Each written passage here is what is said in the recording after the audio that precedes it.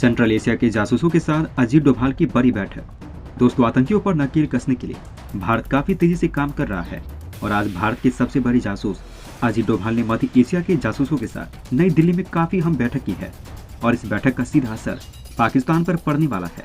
भारत के राष्ट्रीय सुरक्षा सलाहकार अजीत डोभाल ने अफगानिस्तान सहित मध्य एशिया में आतंकवादी नेटवर्क की पहचान करने और उन्हें खत्म करने के लिए काफी अहम बैठक की है, जिसमें वित्त पोषण पर ताला लगाकर आतंकियों के कमर को तोड़ने पर अहम प्लान तैयार किया गया है। भारत ने पिछले कई सालों से सेंट्रल एशिया के साथ अपने संबंधों को विस्तार देने के लिए काफी अहम कदम उठाए हैं और अब भारत अपने उन संबंधों को भुना रहा है। सेंट्रल एशिया की सिक्योरिटी मिनिस्टर्स मीटिंग के दौरान भारत ने आतंकवादियों तक पैसे पहुंचने के तमाम रास्ते बंद करने के लिए कई अहम प्लान बनाए हैं। नई दिल्ली में आयोजित इस बैठक में कजाकिस्तान, किर्गिस्तान, तजाकिस्तान और उज्बेकिस्तान के राष्ट्रीय सुरक्षा सलाहकार और सुरक्षा परिषद के सचिवों ने हिस्सा लिया था। सबसे खास बात यह है कि ये सभी देश अफगानिस्तान के पड़ोसी देश हैं और तालिबान को साधने के लिए भारत के लिए ये तमाम देश काफी ज्यादा महत्वपूर्ण हैं। खासकर उज्बेकिस्तान और तजाकिस्तान के साथ तो भारत के संबंध सालों से ऐतिहासिक रहे हैं और उज्बेकिस्तान में अफगानिस्तान की गलती सीमा के पास भारत के 90 के दशक में अस्पताल भी खुला था, जहां तालिबान के खिलाफ लड़ने वाले वॉर लॉर्ड्स का कथित तौर पर इलाज किया जाता था। बैठक में चर्चा करते हुए भारत की राष्ट्रीय सुरक्षा सलाहकार अजीत डोभाल ने कहा, अफगानिस्तान हम सभी के लिए एक महत्वपूर्ण मुद्दा है। अजीत डोभाल ने कहा, भारत की चिंताएं और उद्देश्य तत्काल प्राथमिकताएं और आगे का रास्ता वही है जो इस टेबल के चारों तरफ बैठे लोगों के हैं। इस बैठक के दौरान तुर्कमेनिस्तान का प्रतिनिधित्व भारत में उसके राजदूत कर रहे थे। बैठक के दौरान अजीत डोभाल ने कहा, एक शांतिपूर्ण, सुरक्षित और समृद्धि मध्य एशिया आम लोगों के हित में है। वहीं अजीत डोभाल ने मंगलवार को अफगानिस्तान में आतंकवादी नेटवर्क की मौजूदगी के बारे में चिंता जताई है। उन्होंने कहा कि अफगानिस्तान भी गहरी चिंता का विषय है और वित्त पोषण आतंकवाद की जीवनदायिनी है, लिहाजा आतंकवाद का मुकाबला करना हम सभी के लिए समान प्राथमिकता होनी चाहिए थी। उन्होंने मध्य एशियाई देशों से संयुक्त राष्ट्र के सभी सदस्यों से आतंकवाद के खिलाफ लड़ने की अपील की है। मध्य एशिया को सर्वोच्च प्राथमिकता देते हुए भारतीय एनएसए अजीत डोभाल ने कहा, मध्य एशिया देश के साथ सभ्यतागत संबंधों के साथ भारत का विस्तारित पड़ोस है।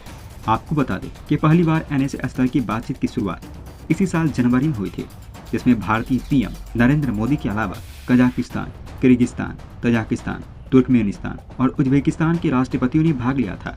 एनएसए डोभाल ने कहा कि इस साल जनवरी में हुई भारत मध्य एशियाई शिखर बैठक आज की बैठक का आधार बनी है और ये मुलाकात अंतर्राष्ट्रीय संबंधों में भारी उथल पुथल और भविष्य को लेकर अनिश्चितता के समय हो रही है। उन्होंने कहा कि आज की बैठक महत्वपूर्ण है क्योंकि ये हमें उन मामलों पर चर्चा करने का मौका दे रहा है जिसके लिए क्षेत्रीय देशों के बीच अधिक सहयोग और समन्वय की आवश्यकता होती है। वहीं डोभाल ने यह भी कहा कि मध्य एशियाई देशों के साथ कनेक्टिविटी भारत के लिए एक प्रमुख प्राथमिकता है। एनएसए अजीत डोभाल ने मध्य एशियाई देशों के साथ सुरक्षा के लिए काफी अहम समझौते किए हैं और मध्य एशियाई देश लगातार अफगानिस्तान के तालिबान शासन के विरोध रहे हैं। खासकर उज्बेकिस्तान और तजाकिस्तान तो खुलेआम तालिबान विरोधी रहा है, लिहाजा इन देशों के साथ करीबी संबंध तालिबान को कंट्रोल में रखने के लिए काफी ज्यादा जरूरी माना जाता है, जिसमें भारत अव्वल रहा है। इसके अलावा इन देशों की मदद से भारत पाकिस्तान स्थित आतंकियों को भी वित्त पोषण रोकने के लिए काफी अहम कदम उठा रहा है।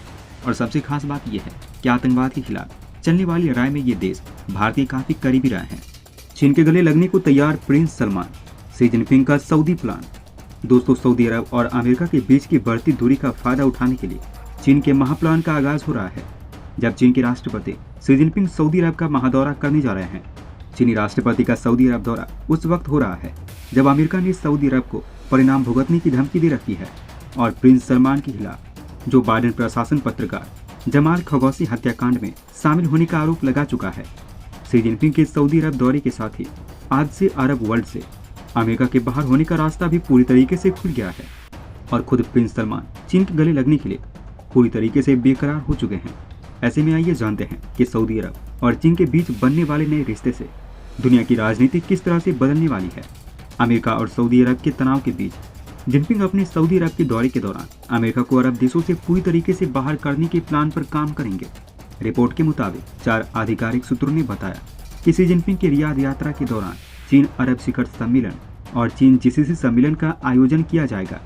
अरब डिप्लोमेटिक स्रोत के मुताबिक शी जिनपिंग की रियाद यात्रा के दौरान कम से कम 14 अरब देशों के राष्ट्रीय अध्यक्ष चीन अरब शिखर सम्मेलन में भाग लेंगे और चारों आधिकारिक सूत्रों ने शी जिनपिंग की सऊदी अरब यात्रा को मील का पत्थर बताया है।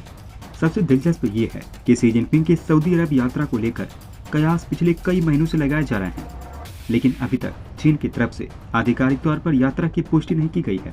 बीजिंग ने कोई आधिकारिक घोषणा नहीं की है कि शी जिनपिंग सऊदी अरब जाएंगे।